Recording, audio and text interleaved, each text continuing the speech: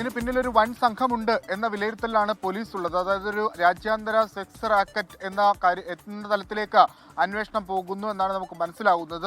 South ACPയുടെ നേതൃത്വത്തിലാണ് ഇപ്പോൾ ഈ കേസിന്റെ അന്വേഷണം മുന്നോട്ട് പോകുന്നത്. 3 സ്ത്രീകളാണ് കൊച്ചി സിറ്റി പോലീസിൽ എത്തി പരാതി നൽകിയത്. കമ്മീഷണർക്ക് പരാതി നൽകുന്നു. ആ പരാതി പിന്നീട് മരട് പോലീസിലേക്ക് കൈമാറുകയായിരുന്നു. തുടർന്ന് നടത്തിയ അന്വേഷണത്തിലാണ് ഇപ്പോൾ ഈ 3 പേരെ പിടികൂടിയിട്ടുള്ളത്. ഇന്നലെ മുംബൈയിൽ നിന്നാണ് സിന്ധു എന്ന് പറയുന്ന യുവതിയെ പിടികൂടിയത്. അലീന എന്ന് പറയുന്ന മറ്റൊരു യുവതിയെ എറണാകുളത്ത് തന്നെ പിടികൂടിയിരുന്നു. അവർ രണ്ടുപേരും ഇപ്പോൾ പോലീസ് കസ്റ്റഡിയിലാണ്. സിന്ധുവുമായുള്ള സംഘം മുംബൈയിൽ നിന്ന് മരടിലേക്ക് തിരിച്ചിട്ടുണ്ട്. അലീന ഇന്നലെ തന്നെ വൈദ്യപരിശോധനയൊക്കെ പൂർത്തിയായിട്ടുണ്ട്. ഇന്ന് പ്രതികളെ കോടതിയിൽ ഹാജരാക്കും. ഇന്നലെ രാത്രിയാണ് മരട് പോലീസ് പൊന്നാനിയിലേക്ക് യാത്ര തിരിച്ചത്. അവിടെ നിന്ന് ഒരാളെ കൂടി ഇപ്പോൾ കസ്റ്റഡിയിലെടുത്തു എന്നുള്ളതാണ് ഏറ്റവും പ്രധാനപ്പെട്ട വിവരം. ഈ പരാതിക്കാർ പറയുന്നതനുസരിച്ച് അവർ നേരിട്ടത് സമാനതകളില്ലാത്ത കൊടിയ പീഡനങ്ങളാണ്. അത് ശാരീരികമായും മാനസികമായും ഒക്കെ അവർ ഉപദ്രവിക്കുന്ന തലത്തിലേക്ക് പോയി കാര്യങ്ങളെത്തി. ഒരു കണക്കിന് അവർ അവിടെ നിന്ന് കഷ്ടപ്പെട്ട് ആരുടെയൊക്കെയോ സഹായം കൊണ്ടാണ് നാട്ടിലേക്ക് എത്തിയത്. അതിന് പിന്നാലെ പരാതി നൽകാൻ തീരുമാനിക്കുകയും പരാതി നൽകുകയും ചെയ്തു. അവരെ 164 പ്രകാരമുള്ള മൊഴിയൊക്കെ രേഖപ്പെടുത്തിയിട്ടുണ്ട്. ആ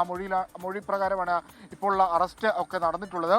കേസിൽ കൂടുതൽ പ്രതികളുണ്ട്. ഇപ്പോൾ പിടിയിലായിട്ടുള്ള ഈ അലീന മുൻപ് മരട് പോലീസ് സ്റ്റേഷനിൽ തന്നെ മറ്റൊരു കേസിൽ അറസ്റ്റിലായതാണ്. അവിടുത്തെ ഒരു ബാറിൽ മാരകായുധങ്ങളുമായി ഒരു വൃദ്ധനെ അതിക്രൂരമായി മർദ്ദിക്കുന്ന കേസിലെ പ്രതിയാണ് അവര്.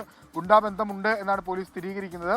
അങ്ങനെയെങ്കിൽ ഈ കണ്ണികൾ കുറച്ചുകൂടി വലുതാകാനുള്ള സാധ്യതയാണ് നിലവിലുള്ളത്. ഇത് കേവലം ഈ 3 പേരിൽ മാത്രം ഒതുങ്ങില്ല. ഇതിന്റെ അടുത്ത തലത്തിലേക്ക് അന്വേഷണം പോകും. കൂടുതൽ അറസ്റ്റുകൾ ഉണ്ടാകും.